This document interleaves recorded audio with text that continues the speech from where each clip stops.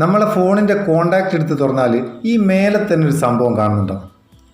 ഇതെന്താ സംഭവം, എങ്ങനെയാണ് ഇതിൻ്റെ ഉപയോഗം എന്ന് കുറേ ആൾക്കാർ ചോദിച്ചു. ഇതാണ് നമ്മളെ കോണ്ടാക്റ്റിൻ്റെ QR കോഡ്. എങ്ങനെ ഇത് യൂസ് ചെയ്യുക, ഇതിൻ്റെ ഉപയോഗം എന്താ, അതൊക്കെ ഈ വീഡിയോയിൽ നമുക്ക് വ്യക്തമായിട്ട് നോക്കാം അല്ലേ. അതിലേക്ക് പോകുന്നതിന് മുന്നേ വീഡിയോ നിങ്ങൾക്ക് ഇഷ്ടപ്പെട്ടാൽ ഒന്ന് ഷെയർ ചെയ്യാൻ മറക്കണ്ട. അതുപോലെ നമ്മളെ ചാനൽ ഇതുവരെ സബ്സ്ക്രൈബ് ചെയ്തില്ല, സബ്സ്ക്രൈബ് ചെയ്യാൻ മറക്കണ്ട. ഇനി നമുക്ക് QR കോഡ് ഒന്ന് ഓപ്പൺ ചെയ്ത് നോക്കാം. ഇത് ജസ്റ്റ് ഒന്ന് ക്ലിക്ക് ചെയ്താൽ ഇതുപോലൊരു QR കോഡ് നമുക്ക് വിസിബിൾ ആവും.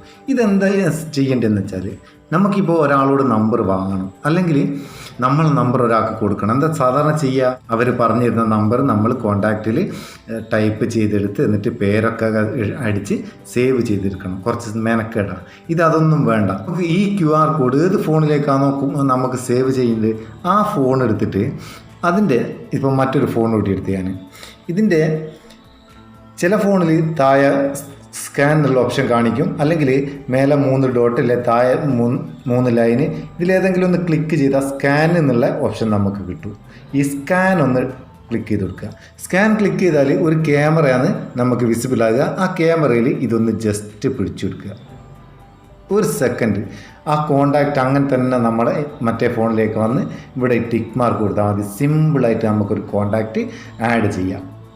സംഭവം അങ്ങനെ പൊളിച്ചില്ലേ? ഇതൊന്ന് അറിഞ്ഞൂടെ ചോദിക്കണ്ടേ? ഇനിയിപ്പോൾ ഇതേ ഓപ്ഷൻ വാട്സപ്പിലുണ്ട് കേട്ടോ. വാട്സപ്പ് നമ്പർ ഒരാൾ ചോദിക്കുന്നേരം എളുപ്പത്തിൽ നമ്മൾ വാട്സപ്പ് നമ്പർ കൊടുക്കുക. അതെങ്ങനെ കൊടുക്കേണ്ടേ? വാട്സപ്പ് തുറന്നാൽ ഇപ്പോൾ ഞാൻ എൻ്റെ വാട്സപ്പ് എടുത്തിട്ട് അതിൻ്റെ പ്രൊഫൈൽ എടുക്കുക. എൻ്റെ വാട്സപ്പിൻ്റെ പ്രൊഫൈലിൻ്റെ നേരെ ഒരു QR കോഡ് കാണുന്നല്ലേ?